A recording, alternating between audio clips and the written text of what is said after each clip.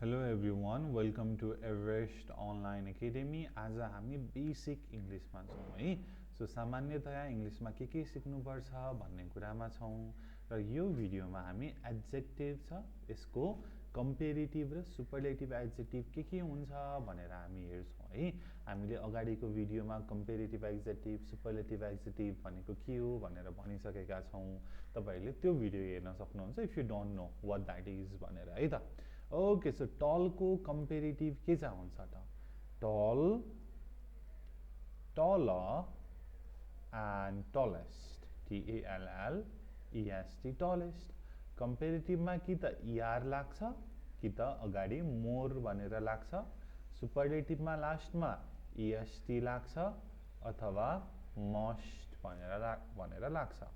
Cheap सस्तो, cheaper, cheaper and सबैभन्दा सस्तो cheapest भनेर भयो। महँगो सबैभन्दा महँगो कम्पेरिजन गर्नु पर्यो मोर एक्सपेन्सिभ। सबैभन्दा महँगो भनेर भन्नु पर्यो मोस्ट एक्सपेन्सिभ भनेर। ओके ल, गुड को के चाहिँ हुन्छ? गुड को comparative and superlative good, better and best. Lazy, lazier and laziest.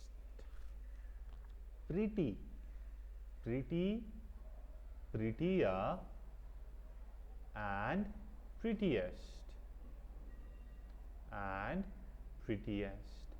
Beautiful, more beautiful, more beautiful and most beautiful भनेर भयो।